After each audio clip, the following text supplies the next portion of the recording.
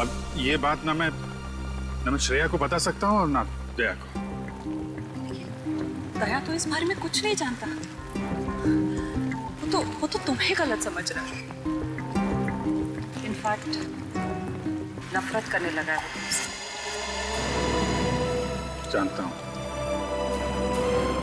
वक्त ने गलतफहमी पैदा कर दी है, लेकिन ये भी जानता हूँ कि सही वक्त आने पर सब ठीक भी हो जाएगा।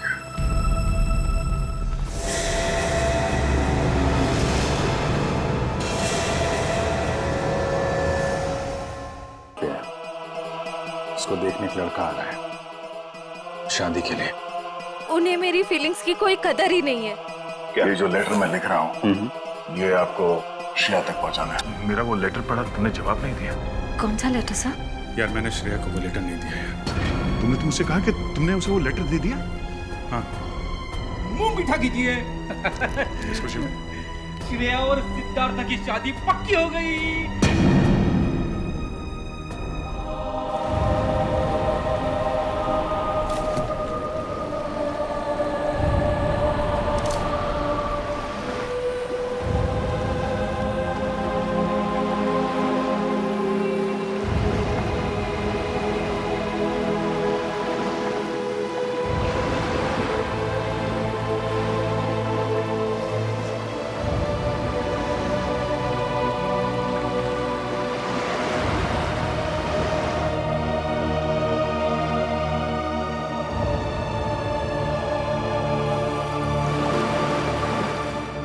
सर बोलिए ना, क्या बात है? नहीं वो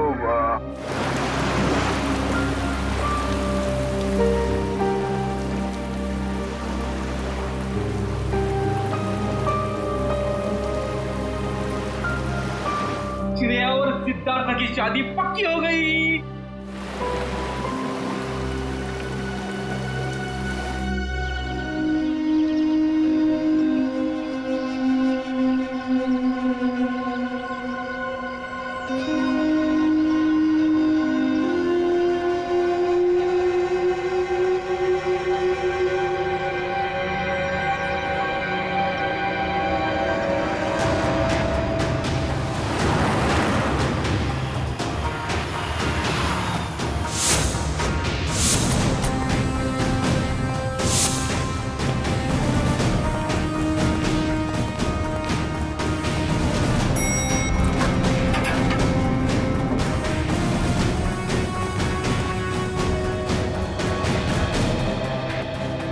कहाँ है लाश?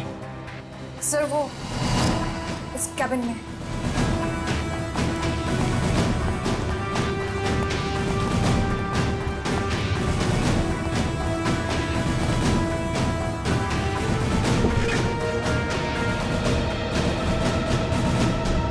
सर एक गोली लगी है सीने में। देखो जरा शरीर से गोली बाहर निकलने का कोई निशान है क्या?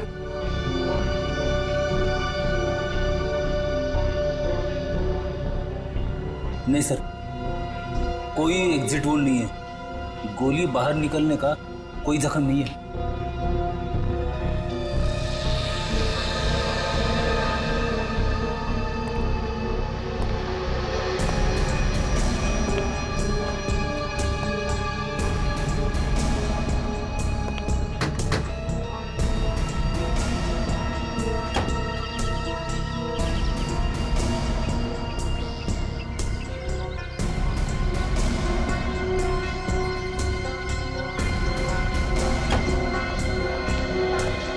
पूरी सर। लाश किधर? सर अंदर आइए सर।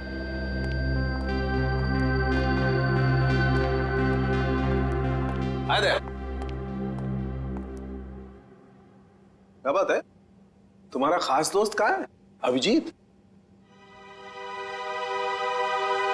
इस आदमी के शरीर में गोली लगी है और कोई एग्जिट वुंड नहीं है। सब कमरे को अच्छी तरह से चेक करो। Excuse me. हाँ प्लीज प्लीज।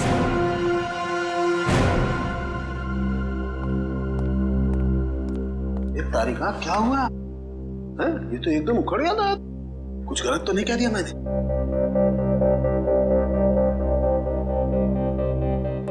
कैसे हुआ ये सब? हमें नहीं पता है सर। क्या नाम है आपका? जी श्लोक। कितने लोग काम करते हैं यहाँ ऑफिस में? कोई 20-22 लोग। 20-22 लोग। दिन दहाड़े कोई आपके डायरेक्टर के कमरे के अंदर घुस जाता है, उसे मार देता है, और आप में से किसी ने कुछ नहीं देखा? सर मैं आपको सिर्फ इतना बता सकता हूँ कि जो कुछ भी हुआ है वो 1:30 से 2 के बीच हुआ होगा। खून किसने किया वो आप नहीं जानते।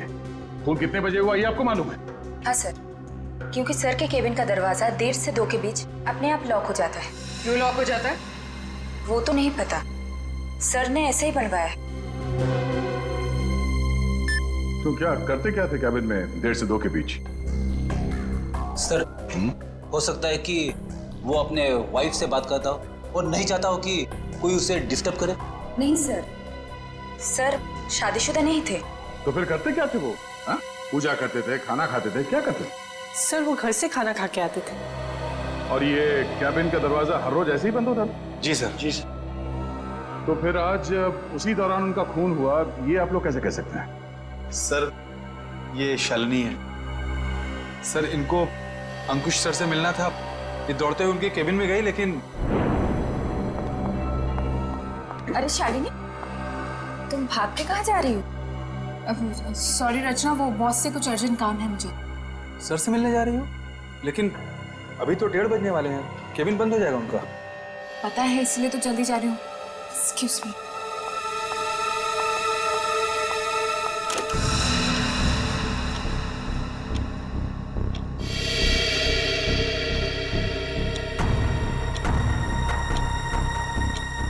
अब और आधा घंटा वेट करना पड़ेगा।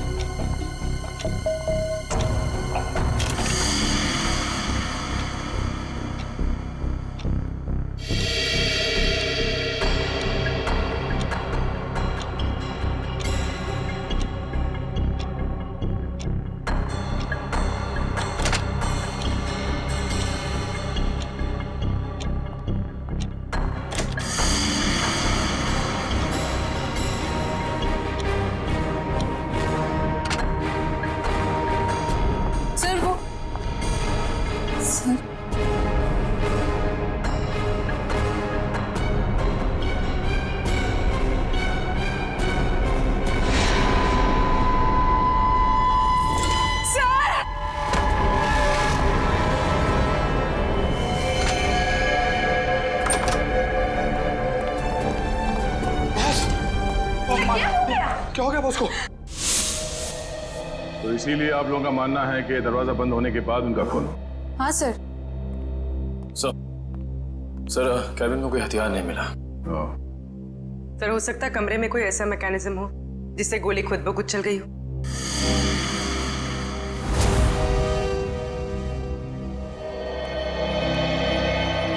डॉक्टर साहब, ये खूनी कहाँ खड़ा होगा जब उसने गोली चलाई? ये देखो, यहाँ टेबल पर खून के छींटे पड़े हुए हैं। इसका मतलब साफ है, खूनी वहां खड़ा था जहां तुम खड़े हो। और ये अंकुश यहां था। सामने से खूनी ने गोली चलाई जो अंकुश के सीने में आकर के लगी, और गोली लगते ही अंकुश यहां जमीन पर गिर गया। और अगर गोली किसी मैकेनिज्म से चलाई गई है तो मैकेनिज्म इसी लाइन में होनी चाहिए। बिल्कुल। रेडी निखिल, जरा देखो कोई मैकेनिज्म दिखता है क्या? मैकेनिज्म?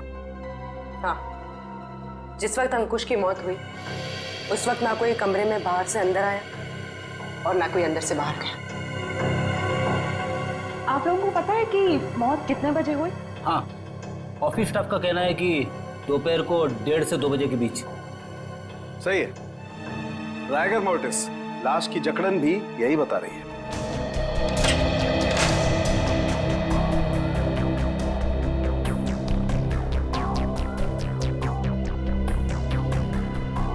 सर, यहाँ तो कोई मैकेनिज्म दिख नहीं रहा है। सर यहाँ भी ऐसी कोई चीज दिखाई दे नहीं रही है।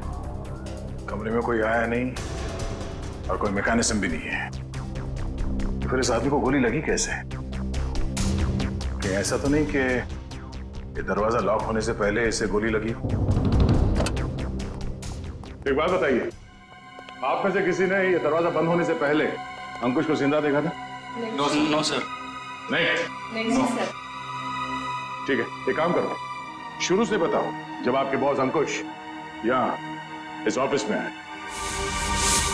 सर वो बहुत परेशान थे और उन्होंने कृतिका को अपने केबिन में बुलाया। Okay sir, okay. रचना, क्या हुआ? बॉस बहुत ज्यादा गुस्से में है, कृतिका को अंदर बुलाया है।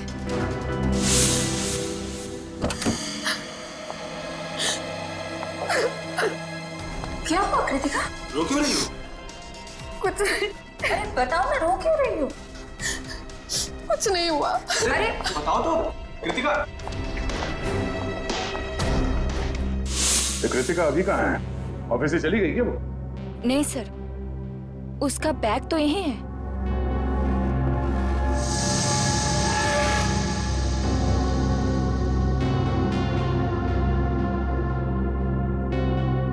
जब कृतिका कैबिन से बाहर निकली तब अंकुश जिंदा था?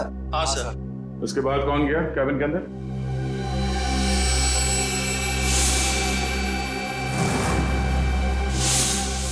देखिए, हम एक सवाल दो बार नहीं पूछेंगे आप लोगों से। हम यहाँ ये पता करने की कोशिश कर रहे हैं कि आपके बॉस का खून किसने किया, और इसके लिए हमें आपके सहयोग की जरूरत है। और आपके ऐसे चुप रहने से कुछ हासिल नहीं होगा, इसलिए बताइए, कृतिका के बाहर आने के बाद अंकुश के कैबिन में कौन गया था? सर, त्र्यंबक, रचना और मैं। उस वक्त कितने बजे थे?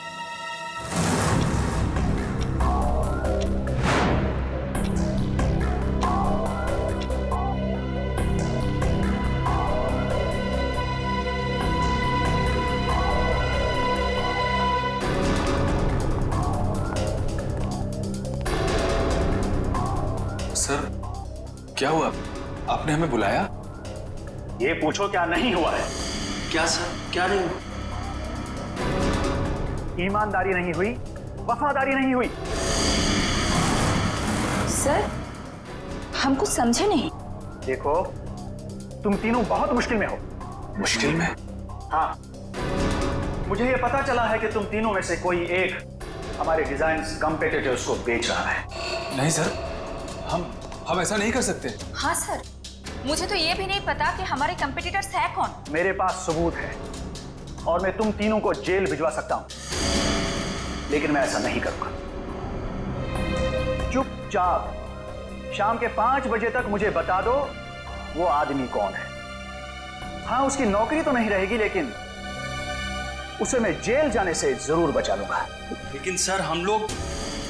मेरे पास ज्यादा समय नहीं, जितना मैंने कहा है उतना करो। तो कोई कंपनी के सीक्रेट्स बेच रहा था? हाँ? सर अंकुश जरूर भड़का होगा इस धोखे से। कोई भी भड़केगा। बहुत तकलीफ होती है जब उसका कोई करीबी उसे धोखा देता है।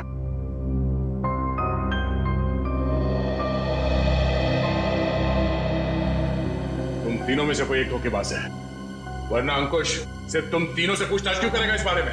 सर हम बेकसूर हैं, कोई हमें फंसाने की कोशिश कर रहा है। तुम लोगों ने ही मारा अंकुश को और अब ये बेकसूर होने का नाटक कर रहे हो। नहीं सर, आप सच कह रहे हैं। अच्छा, वो तो हम पता लगा ही लेंगे कि क्या है सच और क्या है झूठ। तुम कितने बजे अंकुश के कैबिन से बाहर गए थे?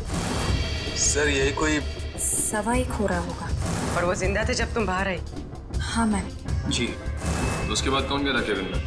सर, मुझे पता नहीं है। मैंने किसी को जाते हुए नहीं देखा सर। मैंने भी किसी को अंदर जाते हुए नहीं देखा।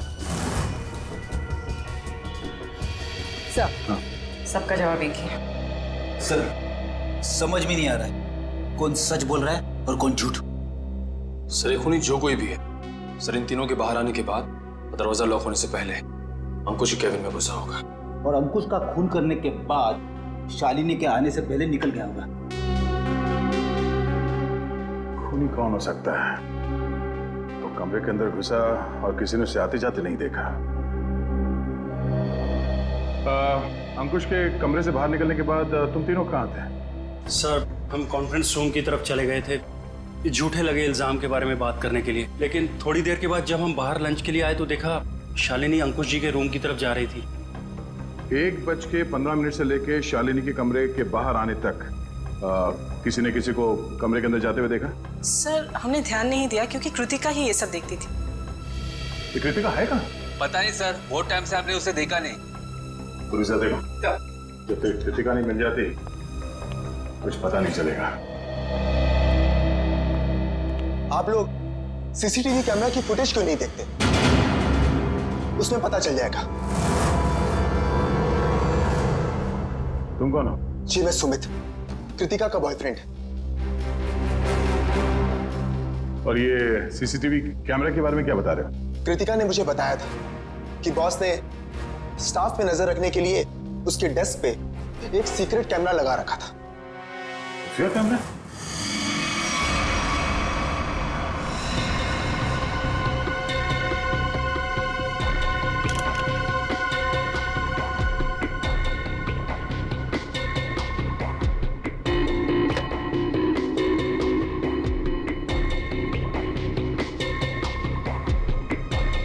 यहाँ पे तो कोई कैमरा दिख ही नहीं रहा है। खुफिया कैमरा है, छुपा के रखा होगा।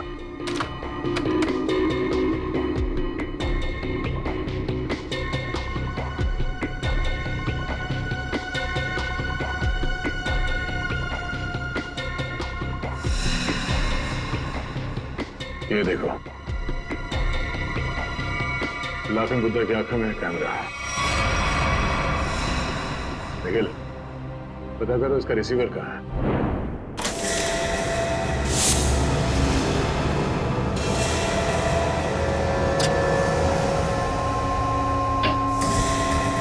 मैम, आशिता, मम्मी देखिए। अरे कृतिका, कृतिका, संभाल के। कृतिका, जाओ। कृतिका, कृतिका। क्या हो गया? सर इसने आत्महत्या करने की कोशिश की। सर जहर निकाल। इसे हॉस्पिटल ले जाना होगा। पीछे एम्बुलेंस है, उसमें डालो जल्दी। कृतिका, ठीक है। एक मिनट, ले जाओ। ठीक क्या हुआ? संभाल के। निखिल, उस खुफिया कैमरे का रिसीवर मिला? हाँ सर, उस सीक्रेट कैमरा का ये सब मिल गया है। गुड, जरा फुटेज प्ले करो। देखते हैं रचना, त्रिंबक और श्लोक के निकलने के बाद अंकुश के कमरे में कौन गया था।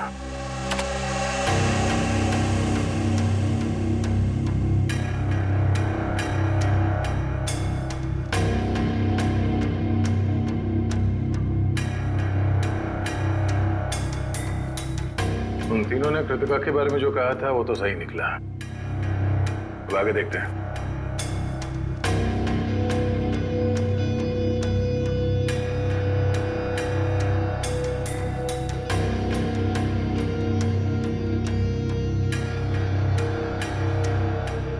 देखते हैं इस खुफिया कैमरा की आंखों ने ऐसा कुछ देखा है कि जो यहाँ काम करने वाले 20-22 लोगों ने नहीं देखा, और अंकुश की मौत हो गई।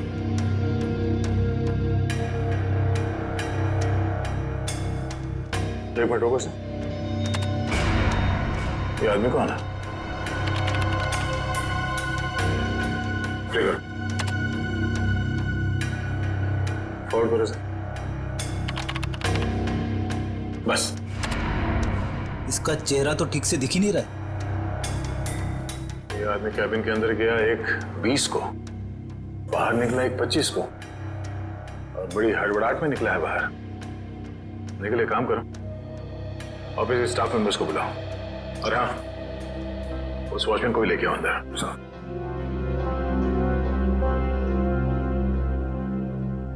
आइए सर।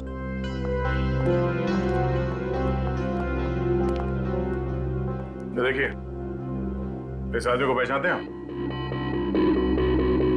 नहीं सर, हमने इन्हें कभी ऑफिस में नहीं देखा। तुम? नहीं सर, इससे पहले मैंने कभी इसे देखा नहीं। श्लोक? नहीं सर, मैंने भी इसे नहीं देखा। वॉचमैन? तुम तो एंट्रेंस में थे, तुमने तो देखा होगा साथ ही जाते। हाँ, पहचानते हो कौन है? नहीं सर, मैंने इसे कभी नहीं देखा।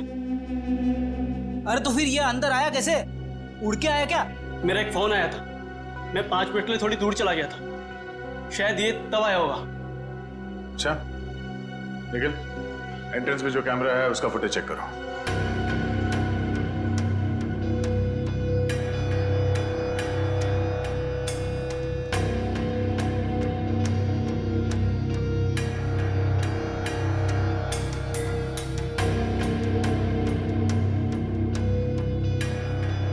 एक मिनट, इस फ्रेम को फ्रीज करो। ये सुमित? कृतिका, तुम्हें कुछ नहीं होगा, जल्दी चलो। आई, तुम्हें कुछ नहीं होगा कृतिका, तुम ठीक हो जाओगे। संभल के।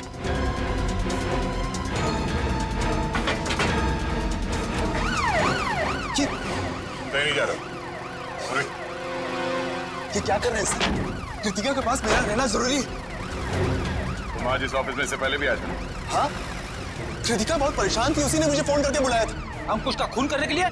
ये कैसी बातें कर रहे हैं आप लोग? सच है, वही कह रहे हैं, समझे? तुम अंकुश के कैबिन में घुसे, उसका खून करके वहां से निकल गए और तुम कृतिका से मिले भी नहीं। सर ऐसा कुछ भी नहीं है, मेरी बात समझने की कोशिश कीजिए। आप लोग जैसा समझ रहे हैं ऐसा कुछ भी नहीं, मैंने किसी का खून नहीं किया है। चल अंदर चल, मेरी राम कहानी हम लोग वहीं सुनेंगे। सर मैं सच कह रहा हूँ, मैंने खून नहीं किया है। तुम्हारे गिड़गिड़ाने का कोई फायदा नहीं है, हम जानते हैं कि अंकुश का खून तुम नहीं किया है। काश सर, अगर मैंने उसका खून किया होता तो मुझे अपना गुनाह कबूल करने में खुशी होती। मैं उसे मारना चाहता था लेकिन मार नहीं पाया। तुम अंकुश को क्यों मारना चाहते थे? क्योंकि वो कृतिका को परेशान कर रहा था, उससे शादी करना चाहता था। कहता था कि अगर शादी नहीं करोगी तो उसे नौकरी से निकाल देगा। बार बार अपने एमडी होने की धमकी देता था। क्या करती बेचारी कृतिका, उसके ऊपर उसके बूढ़े माँ बाप की जिम्मेदारी थी। इसलिए तुमने बदला ले लिया अंकुश का खून करके?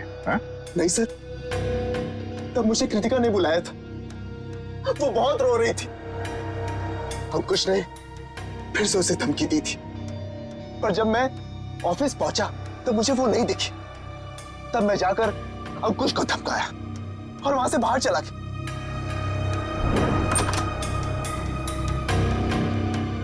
कौन हो तुम? बहुत हो गया अंकुश, कृतिका से दूर रहना, वरना क्या करोगे? जान से मार दूंगा तुझे।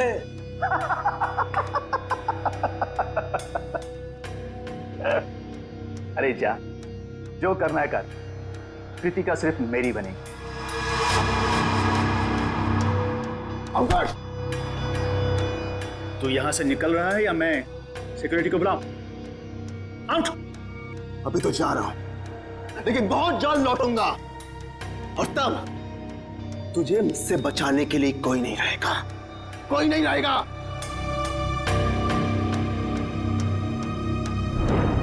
हमारे पास सबूत है, तुम 1:20 में अंकुश के कमरे के अंदर गए थे और ठीक 1:25 को बाहर निकले थे। क्यों? फिर भी मैं बार बार यही कहूंगा कि मैंने खून नहीं किया है। देखो सुमित, दया सर को गुस्सा मत दिलाओ, सीधी तरीके से मान जाओ कि खून तुमने किया है। क्योंकि तुम्हारे जाने के बाद यहाँ की स्टाफ शालिनी जब कैबिन में गई तब अंकुश मरा पड़ा था। सर मेरा विश्वास कीजिए, मैंने खून नहीं किया है, प्लीज मेरा यकीन कीजिए आप लोग। याद देखो। सर, गन पाउडर की स्मेल, स्प्रे देना। एक मिनट,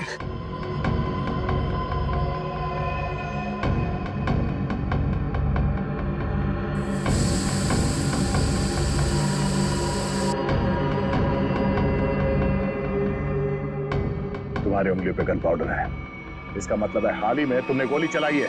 नहीं सर, अंकुश का खून तुम नहीं किया है। मैंने गोली नहीं चलाई है सर।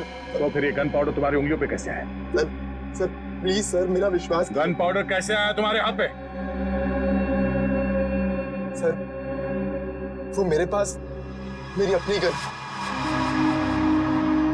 उससे गलती से चल गई थी जब मैं आज अपने घर पर था। तुम्हारे पास अपनी गन है, लाइसेंस है? हाँ? नहीं। तो गैर कानूनी तरीके से गन रखी थी तुमने? हाँ? सिर्फ और सिर्फ अंकुश को मारने के लिए। अगर आज उससे कोई नहीं मारता तो मैं शायद उसे जरूर मार देता। तो गन कहाँ रखी है तुमने? बाहर फ्लावर पॉट में। गन को बाहर क्यों छोड़ा तूने? हाँ? क्योंकि कृतिका ने मुझे कसम दी थी कि मैं अपने साथ गन अंदर लेकर ना आऊं, वरना गुस्से में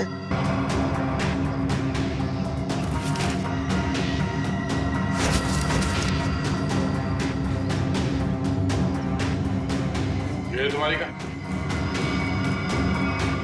हाँ सर।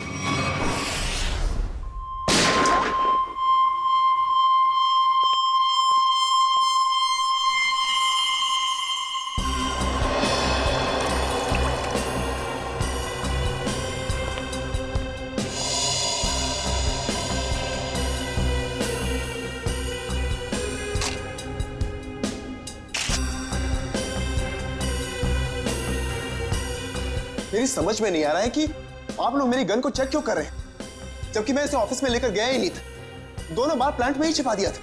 तुम कितना सच बोल रहे हो कितना झूठ अभी पता चल जाएगा। भैया तो मैच होती है। ये गोली और अंकुश के शरीर में जो गोली मिली है वो गोली, दोनों मैच होती है। इसका मतलब साफ है अंकुश को इसी गन से गोली मारी गई है। अब बोलो, तो तुमने दोनों बार ये गन ऑफिस के बाहर वाले गमले में छुपा दी थी? सर मैं आपसे बार बार कह रहा हूं कि मैंने अंकुश को नहीं मारा। जब मैं उसके कैबिन से बाहर निकल रहा था तो वो जिंदा था। जरूर मुझे कोई फंसाने की कोशिश कर रहा है। तो मतलब तुम्हारी गन अपने आप गमले से बाहर आई, अंकुश जी को गोली मारी और फिर आके गमले में छुप गई। और ये कहानी है सर? अरे मैं कोई कहानी नहीं बना रहा हूं, मेरा विश्वास कीजिए। एक सेकंड, कॉल। क्या? हाँ, मुझे याद आ गया। जैसे ही मैं अंकुश के कैबिन से बाहर निकल रहा था, उसके मोबाइल पर एक कॉल आया था। और उसने वो कॉल रिसीव किया था? हाँ।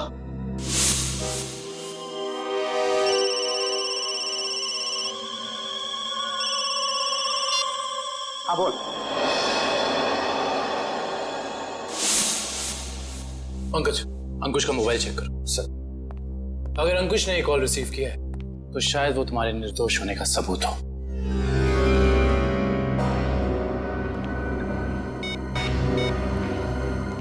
सर, अंकुश को 1:25 पे कॉल आया था सर, और 7 मिनट तक कॉल चली। 7 मिनट? 1:25 को कॉल आया था। दरवाजा बंद होता है ठीक 1:30 बजे, यानी कि दरवाजा बंद होने के 2 मिनट बाद तक ये कॉल चला। सर, शायद वो जिंदा था। पंकज, इस नंबर पर कॉल करके चेक करो कि वाकई इस आदमी की अंकुश से बात हुई थी कि नहीं।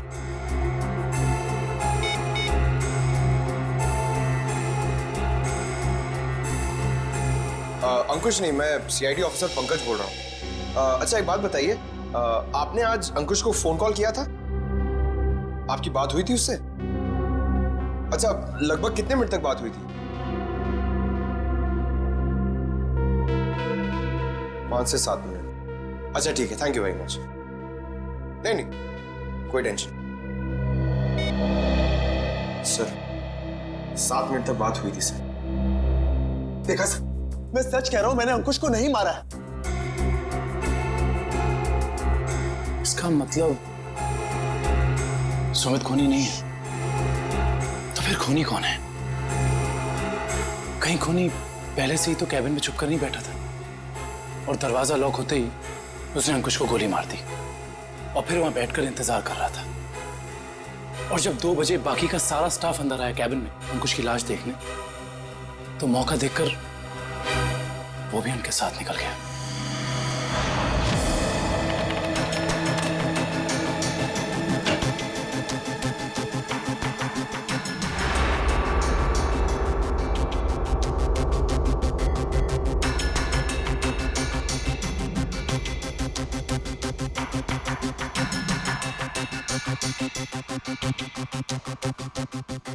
ये देखिए सर, शालिनी के चीखने के बाद जो 6 लोग कैबिन के अंदर आए थे वही 6 लोग कैबिन से बाहर गए।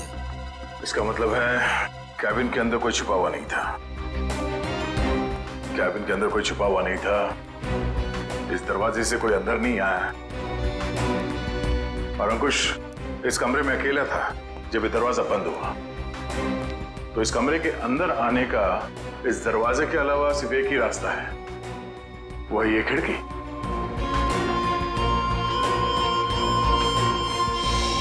मगर जब हम लोग इस कमरे के अंदर आए तो ये खिड़की अंदर से बंद थी।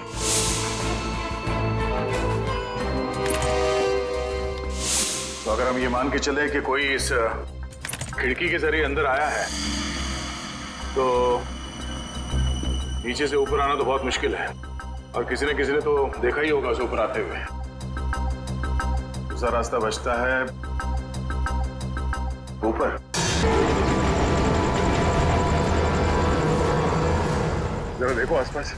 अगर वो खूनी अंकुश के कैबिन में यहाँ टेरेस से गया है तो उसने रस्सी या हार्नेस का इस्तेमाल किया होगा। और अगर ऐसा है तो यहाँ लेज पे कोई ना कोई निशान जरूर होना चाहिए। तो चेक करो।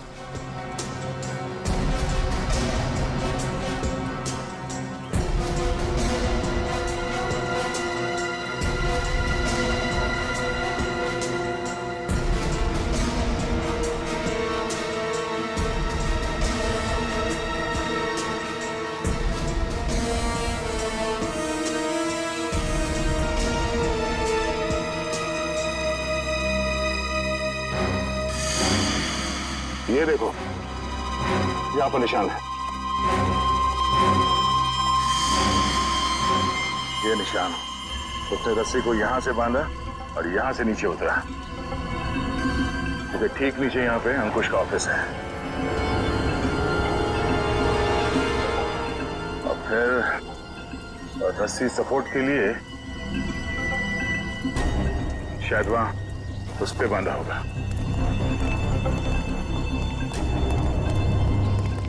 ये देखो, रस्सी के घिसने का निशान है यहाँ पे। इसका मतलब है उसने रस्सी यहाँ इस पाइप पे बांधा और वहां से नीचे अंकुश के कैबिन में गया। कमाल है सर, खूनी इतना कुछ करता रहा लेकिन किसी ने उसे देखा तक नहीं। खूनी ने जिस तरीके से मेहनत की है खून करने के लिए, उससे तो साफ साफ दिख रहा है सर उसके दिल में कितनी नफरत भरी पड़ी थी अंकुश के लिए। ये पता करना पड़ेगा कि वो है कौन जिसे अंकुश से इतनी नफरत थी। और उसे ये भी पता था कि अंकुश के कैबिन का दरवाजा 1:30 से 2 बजे के बीच बंद होता है। वो ना हो ये कोई ऑफिस का ही आदमी है।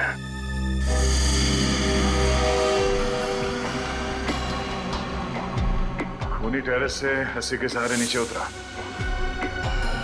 और फिर खिड़की के रास्ते कैबिन में आया। लेकिन आपने तो चेक किया था, खिड़की अंदर से बंद थी जिसका बाहर से खुलना नामुमकिन था। Exactly Freddy.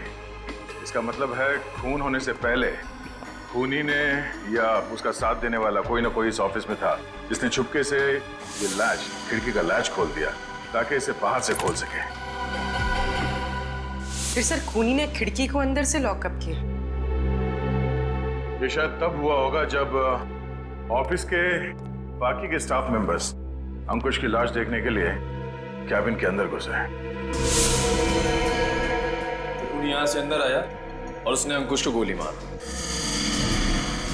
गोली चलने की आवाज नहीं, शायद गन पे साइलेंसर लगा हुआ था।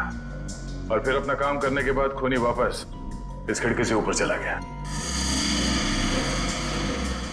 मगर खूनी ने एक गलती कर दी। वो क्या सर? लैच। जब उसने खिड़की खोलने के लिए ये लैच ऐसे खोला होगा, जाहिर सी बात है उसने ग्लव्स पहनने की तकलीफ नहीं की होगी। इसका मतलब खूनी के उंगलियों के निशान उस लैच पे है। हाँ फ्रेडी, और अब ये उंगलियों के निशान ही हमें खूनी के गर्दन तक ले जाएंगे।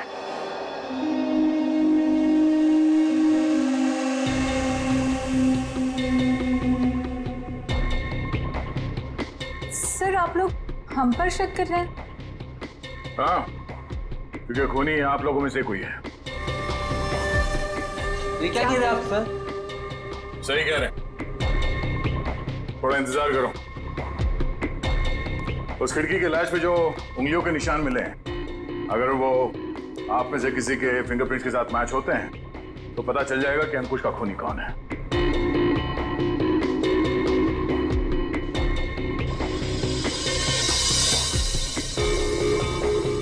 ठीक, आप जाइए, आप आइए।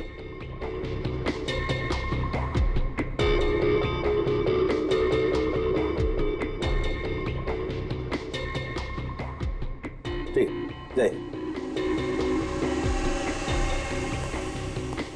दया, इन सब लोगों के फिंगरप्रिंट्स तो ले लिए, अब जरा इन्हें मैच करके देखते हैं। ठीक है सर। हाँ?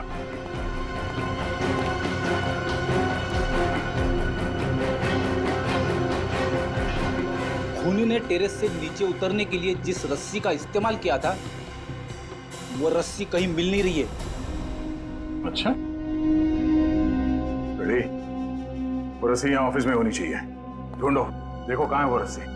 सबसे बड़ा सबूत है, इस फिंगरप्रिंट से भी ज्यादा बड़ा। अगर वो रस्सी मिल गई तो समझ लो खूनी अपने आप अपने हाथ आ जाएगा।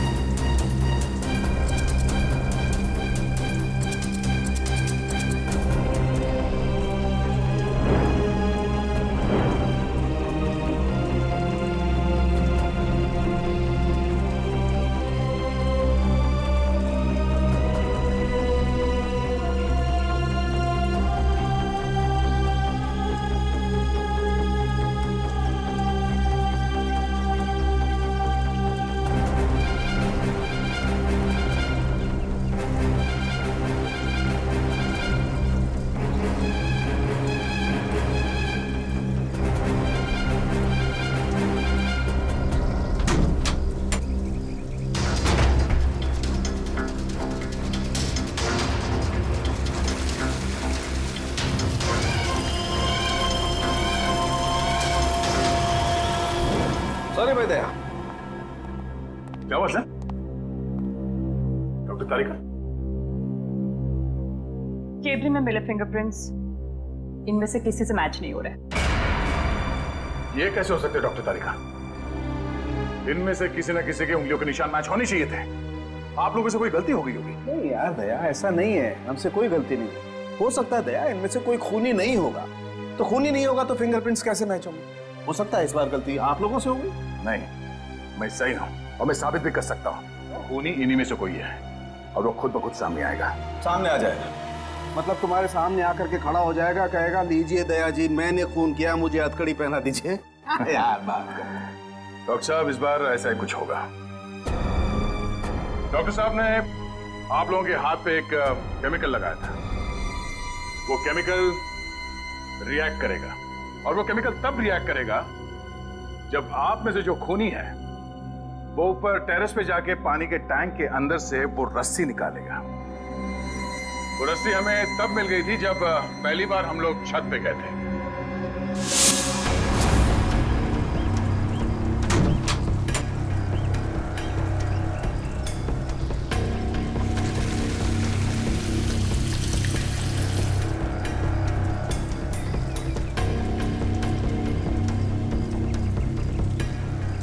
तैयारी के साथ आया था। उस रस्सी पे हमने एक केमिकल लगाया है और वो केमिकल तब रिएक्ट करेगा जब आप लोगों के हाथ पे लगा हुआ केमिकल उसके कांटेक्ट में आएगा। आप लोगों के हाथ चमकने लगेंगे अंधेरे में। Lights off.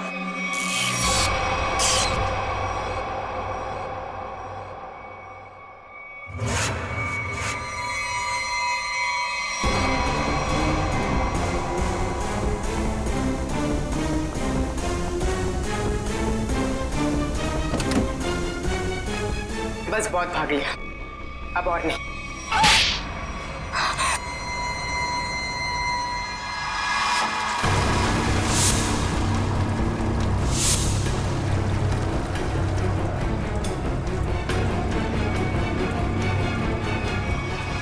तुमने अंकुश को क्यों मारा? तुम ही कंपनी के सीक्रेट्स बेच रही थी ना? और जब अंकुश तुम तीनों से पूछताछ कर रहा था, तुम जानती थी कि तुम्हें उससे छुटकारा पाना है, हाँ? मैं बहुत पहले से ही जानती थी कि मैं पकड़ी जा सकती, इसलिए मैंने प्लान बना के रखा था कि जब भी मौका मिलेगा मैं अंकुश को मार दूंगी। तो तुमने अपने प्लान में सुमित को कैसे फंसाया और क्यों फंसाया? उसने क्या बिगाड़ा था तुम्हारा? मेरी सबसे अच्छी सहेली को मुझसे दूर कर दिया था। मैं और कृतिका अच्छे दोस्त हुआ करते थे, लेकिन जब से सुमित उसकी जिंदगी में आया था, तब से कृतिका उसकी बातें करती रहती थी। सुमित ऐसा है, सुमित वैसा है, सुमित ने ये किया, सुमित ने वो किया, सुमित सुमित सुमित। इस सुमित से मुझे नफरत होने लगी थी। दिन रात उसके साथ फोन पे लगी रहती थी। इस सुमित के चक्कर में वो मुझे भूल गई थी। और आज सर के केबिन से निकलने के बाद कृतिका ने जब सुमित को फोन करके बताया कि गन को कहीं छिपा देना, मैं अपनी सहेली को मैं वापस पाना चाहती थी। और यही सही मौका था सुमित को फंसाने का। इसलिए तुमने अंकुश को मारने के बाद अपनी गन सुमित के गन के साथ बदल दी, और अंकुश के शरीर पे जो गोली मिली वो उस गन के साथ मैच हो गई, जिसकी वजह से सुमित फंस गया।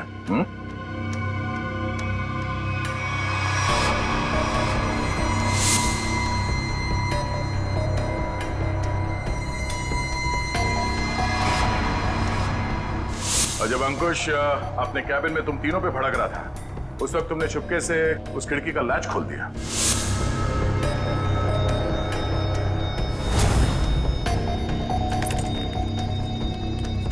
और तुमने मौका पाके विंडो का लैच तब लॉक किया जब सब अंकुश की डेड बॉडी देख रहे थे, है ना?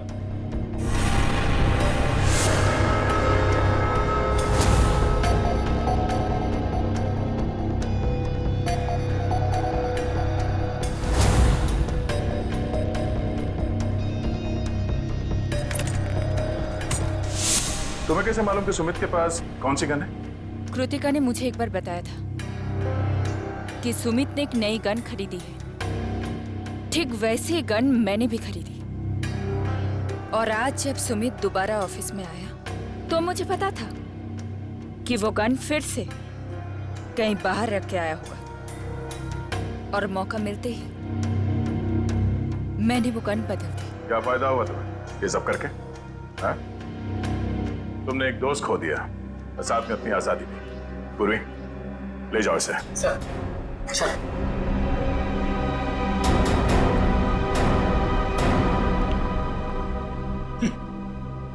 लोग भी दोस्ती में क्या क्या करते हैं सर। हाँ फ्रेडी, कुछ तो पीठ पे छुरा घोंपते हैं।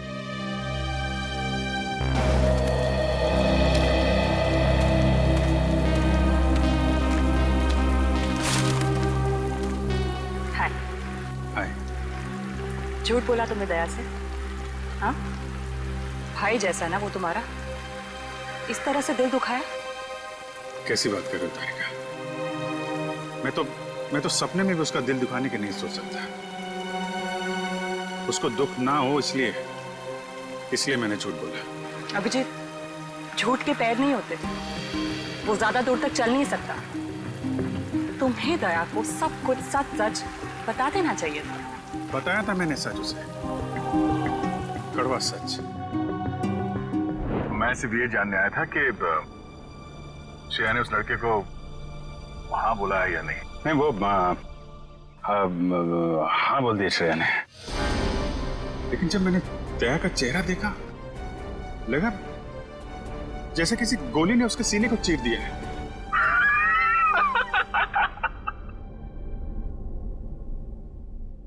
अरे यार, क्या लड़का आया नहीं, तबीयत खराब हो गई उसकी। मैं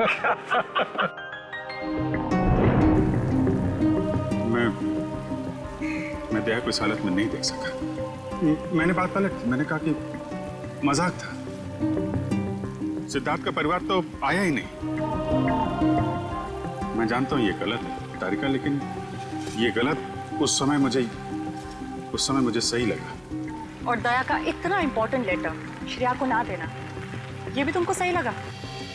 क्या लगता है तुम्हें कि मैं जानबूझ के ये सब कर रहा हूं? मैं नहीं चाहता दया और श्रेया को। दुनिया मुझे कुछ भी कहे, मुझे कोई फर्क नहीं पड़ता, लेकिन तारिका तुम मुझे गलत समझ रही हो। बहुत दुख हुआ मुझे, बहुत दुख हुआ। गया था मैं श्रेया के घर वो लेटर लेके। नमस्ते अभिजीत, तुम आओ अंदर आओ। श्रेया से थोड़ा काम था, वो है क्या? हाँ है, बैठो, मैं उसे बुलाती हूँ। बैठो।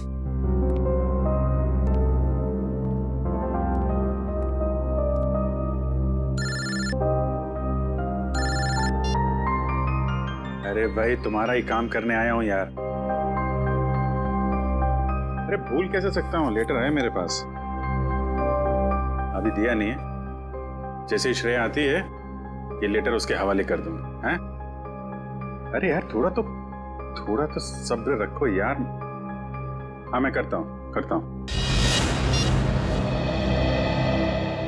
नमस्ते अंकल। अभिजीत, मैं तुम्हारे हाथ जोड़ता हूँ, तुम दया का कोई भी लेटर श्रेया को नहीं दोगे।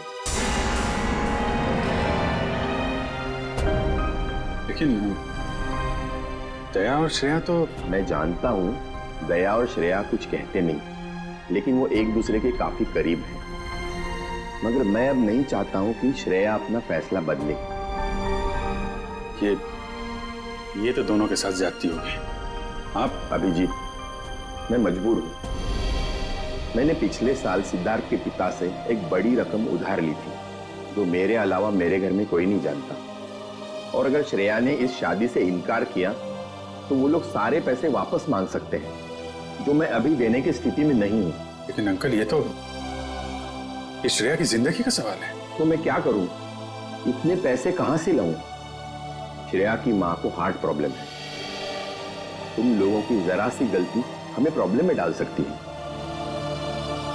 देखिए, अगर सिर्फ पैसे की बात है तो हम लोग मिलकर कोशिश कर सकते हैं। पैसा तो... नहीं, वो बात नहीं है। पैसे का इंतजाम हो चुका है, बस 1-1.5 महीने की बात। एक बार मैं उनके सारे पैसे लौटा दूं, उसके बाद तुम ये लेटर श्रेया को दे देना। लेकिन तब तक ये बात हम दोनों के बीच ही रहनी चाहिए, प्लीज। ये आपने बड़ी मुश्किल में डाल दिया। दया से कोई बात छुपाना इतना आसान नहीं है।